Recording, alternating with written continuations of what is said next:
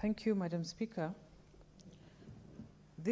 I've been listening to contributions by my colleagues, and they seem to miss one thing.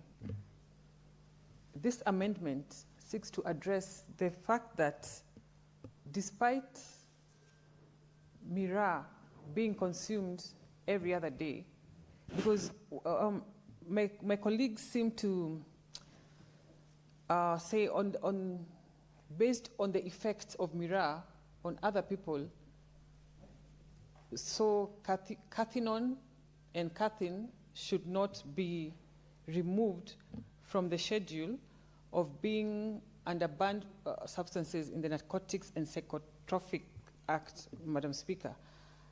But Miraa is still under consumption, despite the classification. What is mostly affected, Madam Speaker, it is the value addition.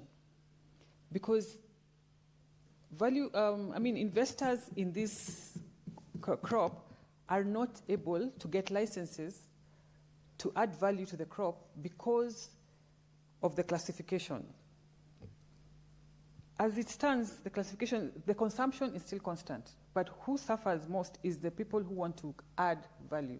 And I think Senator Murungi, what he's doing here through this bill is serious representation of his people. And I think by this bill only, the people of Meru ought to make a decision, because this crop supports over 500,000 families in Meru, directly and indirectly.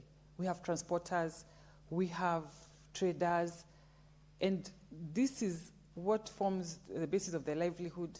It pays school fees, and this is all they know.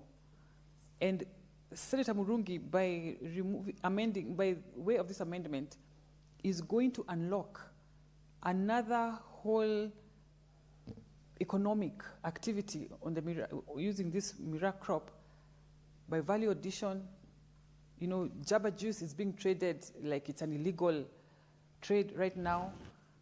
There is all this stigma on the Meru people who trade on Miraa because they look like they are dealing with an illegal crop. Yet, it is by all means, and even under the Crops Act 2013, it is scheduled as a legal crop. And this is a contradiction that this bill seeks to remove. So if you stand here before this House and say that Miraa is being abused, whether we pass this amendment or not, Miraa will continue to be abused by other people, just like alcohol is being abused by some people. I consume Miraa personally. I don't abuse Miraa. I do it maybe once in a month, and it is one of those small pleasures of life, Madam Speaker. And just like any other thing, substance that risks being abused, Miraa is one of those.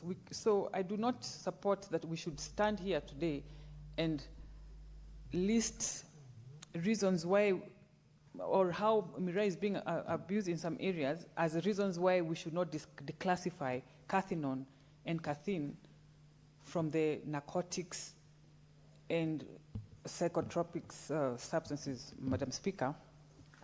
And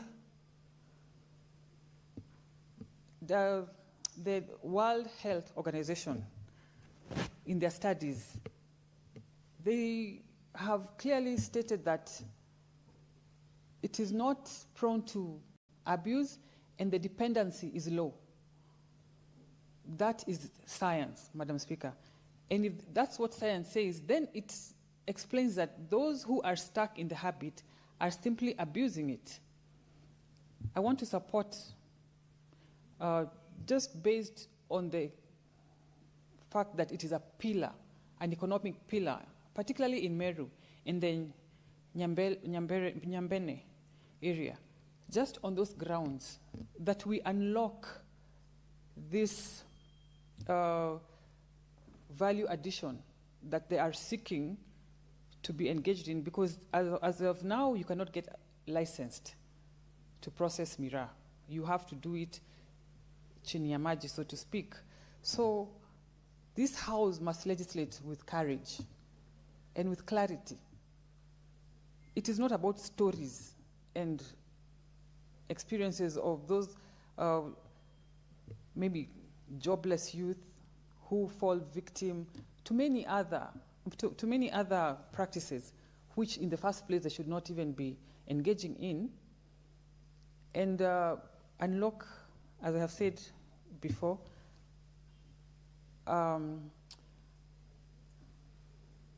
as a GDP, they are rightfully very big GDP contributors in the country.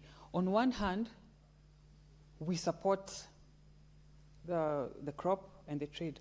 On the other hand, we are collecting taxes from them. On the other hand, we are curtailing the whole ecosystem of Miraa by having contradictory laws. We are telling farmers on one hand, grow the crop. And on the other hand, we're telling investors, you cannot process it. And so it is in our hands, this bill, luckily, I want to urge Senator Murungi, lobby members in this House so that we pass this amendment. It is going to bring a great difference in the Miraa industry. It is going to bring employment for our youth. It is going to increase the tax base in the country. And with those few remarks, Madam Speaker, I support.